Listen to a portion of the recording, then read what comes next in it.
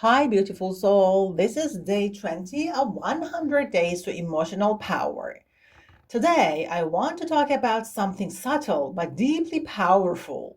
Learn misery. This is the pattern where, without realizing it, people stay in discomfort, struggle, or emotional pain because it feels familiar, safe, or even earned. They try to improve, they try to be happy, but something inside keeps pulling them back toward dissatisfaction. And this is not laziness, it is weakness. No, it is not weakness. It is often a subconscious pattern created over years of experience, family dynamics, or life circumstances. Recognizing learned misery means that, for example, you may have grown up in a family where suffering was normalized. Maybe your parents were constantly stressed, critical, or emotionally unavailable. You observe that being unhappy got attention, sympathy, or even control over others. Later in life, even when situations improve, part of you expects tension, sadness, or struggle.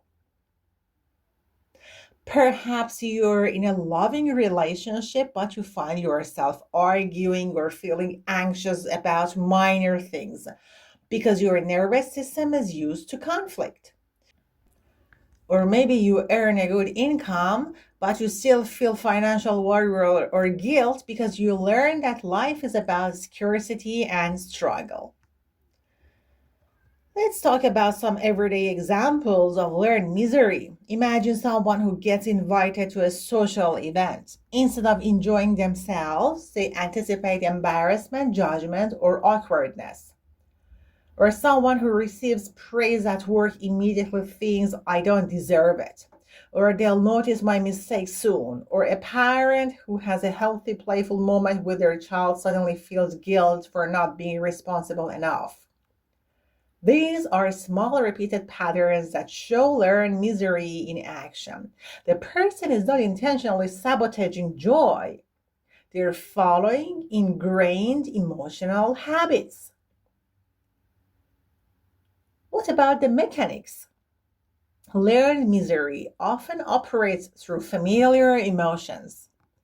When your brain experiences happiness, success, or comfort, your nervous system may interpret it as unsafe if it is unfamiliar.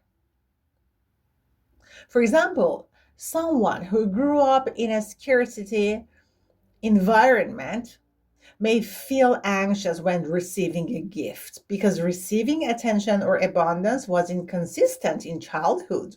Someone who grew up in constant criticism may feel shame when praised.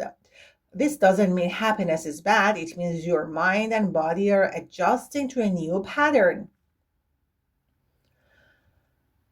Practical tip number one is awareness. Step one is noticing. Start by observing moments of discomfort even when there is no logical reason. For example, pay attention when you feel anxious at a party, when you procrastinate despite having free time, or when you self sabotage after a compliment. Simply naming the feeling, this is learned misery, reduces its automatic power. The next practical tip is break small patterns. Start small interventions. For example, if you notice a habitual negative thought in the morning, replace it with a neutral or positive observation, such as I notice tension in my body. I will breathe for 1 minute and start with one task. If you catch yourself arguing unnecessarily with a partner, pause and ask, do I want this outcome or am I repeating old patterns? Over time, small interventions create new neutral pathways. The next step is introduce positive contrasts, creating contrast.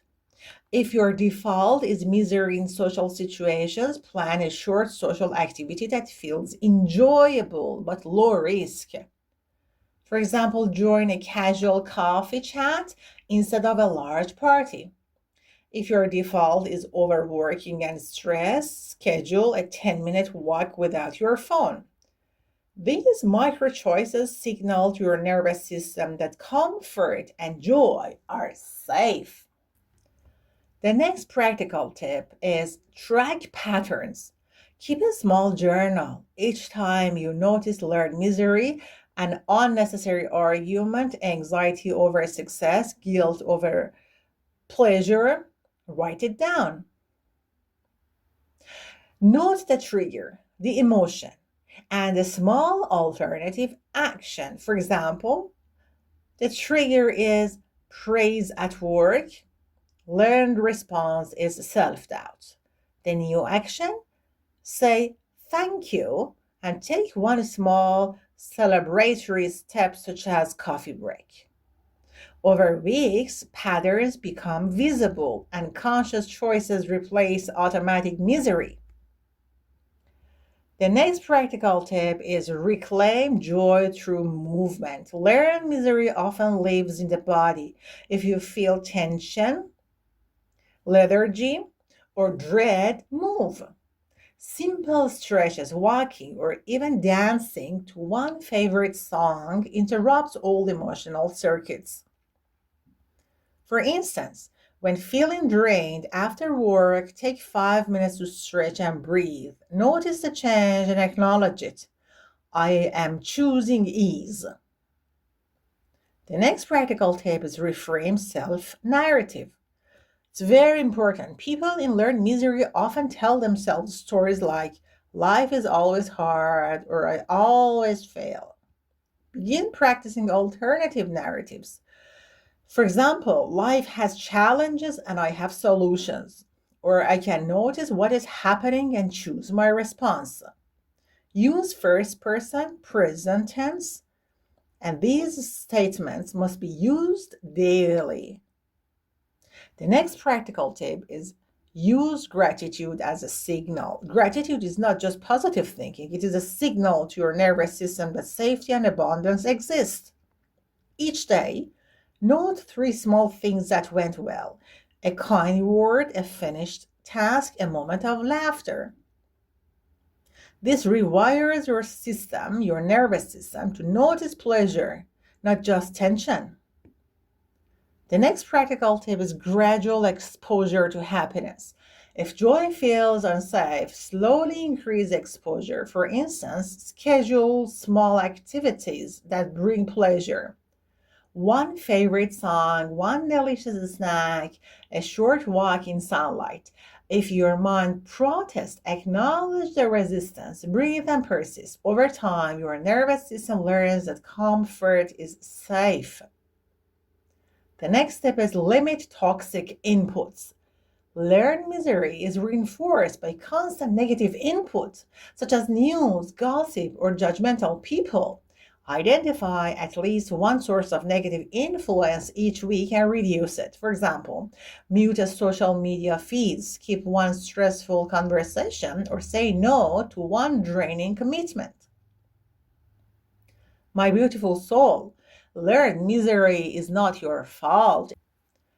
It is often the residue of your environment, childhood, or repeated experiences, but it is reversible.